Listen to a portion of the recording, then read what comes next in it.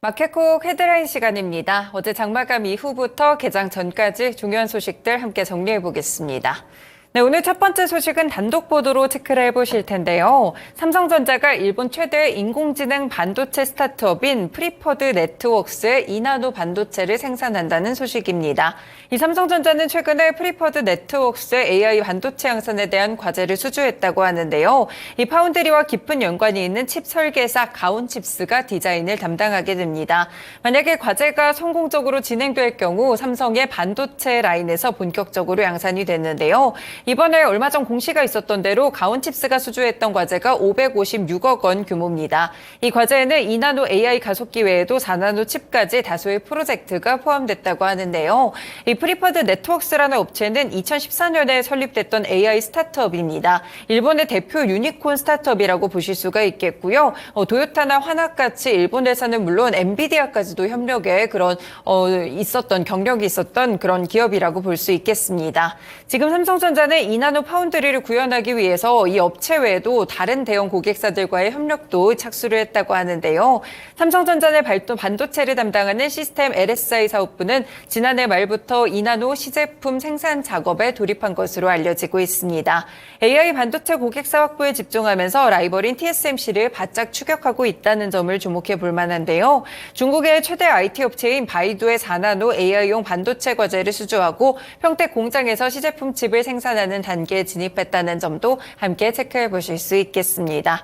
네, 오늘 관련 종목들 그래서 반도체 종목들 위주로 상승세가 좀 있었는데요. 가온칩스도 소폭 시간에서 올랐고요. 에이징랜드, 프로이천 같은 기업들 함께 체크해 보실 수 있겠습니다. 시간에서 텔레칩스도 좀 상승하는 그런 흐름들이 있었는데 두 번째로 차량용 반도체와 관련된 호재에서 조금 더 체크해 보겠습니다. 네, 다음으로 보시면요. 두 번째 소식입니다. 현대차가 90% 이상 수입에 의존하는 차량용 반도체에 대해서 국산화율을 끌어올리기 위해서 프로젝트를 가동했다는 마찬가지로 단독 보도가 나와 있습니다. 이 팹리스와 협업해서 국내에서 반도체를 생산하고 조달하는 것이 핵심이라고 하는데요. 전기차 시대에는 차에 탑재되는 반도체 개수가 급증하고 있는데 제2의 차량용 반도체 대란을 막기 위해서 이 해외에 대한 의존도를 대폭 낮추겠다는 구상을 하고 있습니다.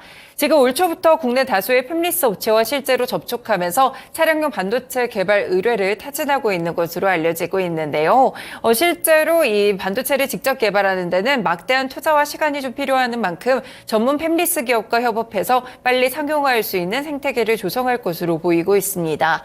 실제 국내에 본사를 두고 있는 매출 1,000억 원 내외의 이 규모 기업으로 현대차의 공급 이력이 있는 팹리스를 중심으로 협업을 추진하고 있다는 이야기가 좀 나오고 있어가지고요. 만약에 팹리스의 반도체 설계를 의뢰하고 까다로운 테스트 검증을 거쳐서 품질 승인이 났을 때 국내 파운드리에서 반도체를 생산해서 직접 공급을 받겠다는 구상을 보이고 있습니다. 네, 이 업체에 대해서 딱히 언급이 되지는 않았지만 오늘 차량용 반도체 관련 종목들 조금 더 주목을 해보셔야 될 것 같은데요. 네, 그래서 텔레칩스도 함께 상승했다는 점 그리고 조금 전에 보셨던 반도체 관련 종목도 올라갔다는 점 다시 한번 반도체 쪽에서 훈풍이 불고 있습니다. 네, 세 번째 소식 보겠습니다. 윤석열 대통령의 주재 민생토론회에서 제시할 정책 중 하나로 OTT에 대한 구독료 인하가 검토되고 있는 것으로 확인됐습니다. 윤 대통령이 앞서서 밝혔던 이동통신 단말기 유통구조 개선법 폐지를 비롯한 통신비 부담 완화의 연장선상이라고 볼 수 있겠는데요. 이 관계자들에 따르면 통신비 부담 완화 추진에 따라서 내부에서 OTT같이 디지털 물가도 경감시킬 필요성이 제기가 됐습니다. 그러다가 민생토론회를 준비하는 과정에서 이 부분이 언급이 됐고 과기부가 이 관련 정책 아이디어들 중 하나로 OTT 구독료 인하를 제시하게 된 것인데요.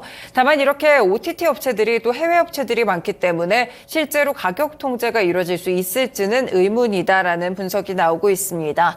현행법상 가격 규제에 대한 근거는 없기 때문에 법을 실제로 개정하거나 제정해야 하는데 공정위가 준비 중인 플랫폼법처럼 미국의 반발이 불가피하기 때문인데요. 그리고 만약에 이렇게 해외 측에서 반발을 했을 때는 결국에는 국내 업체들 업체들만 규제를 받으면서 오히려 역차별이 일어날 수 있는 가능성도 있습니다. 그렇기 때문에 이 OTT 업계만 또 콕 집었다는 점도 아쉽다라는 평가까지 함께 있는데요. 실효성이 있을지는 어떻게 될지는 약간의 좀 회의적인 시각들도 있지만 OTT 업체들의 주가 흐름도 살펴보셔야겠습니다. SK네트워크스, CJ ENM까지 또 티빙 관련 종목들로 함께 체크해드리겠습니다.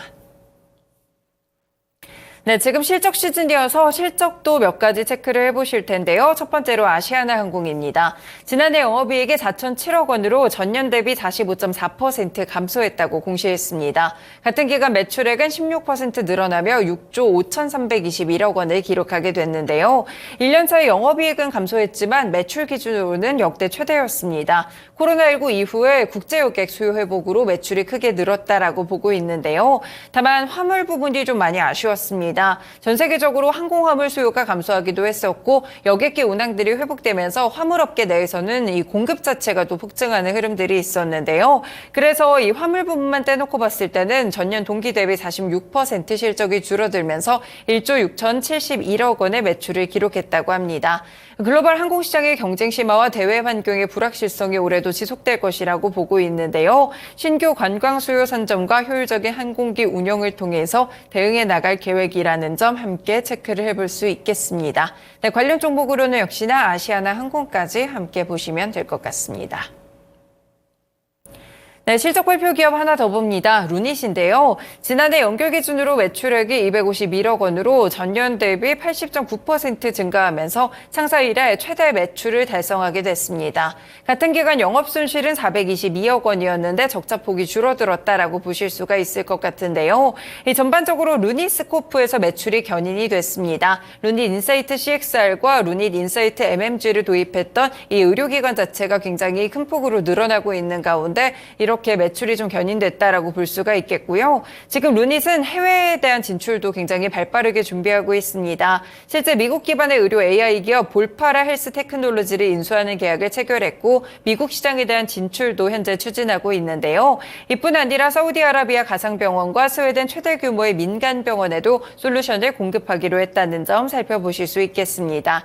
대표에 따르면 지금 5년간 연평균 성장률이 235%에 달한다고 하는데요. 고성장을 이어가고 있는 만큼 오늘 루닛의 주가도 함께 체크해 두시면 좋을 것 같습니다.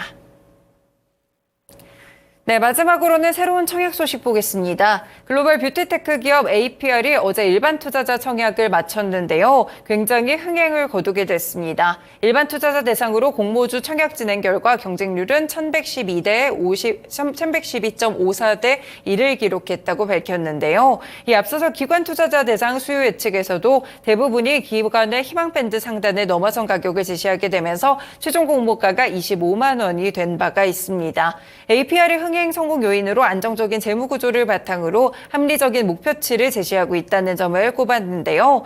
APR은 앞으로도 이제 신제품을 계속해서 출시하고 해외 시장 판로를 확대하게 되면서 뷰티테크 넘버원 기업으로 자리매김하겠다는 각오를 밝히고 있습니다. 일단 오는 19일 납입일을 거쳐서 오는 27일 코스피 시장에 상장하게 되고요. 올해 첫 코스피 상장 타자라는 점에서 주가 흐름 체크해 보실 수 있겠습니다. 네, 이렇게 오늘도 개장 전에 중요한 6가지 소식들 함께 정리해드렸습니다. 지금까지 마켓콕 헤드라인이었습니다.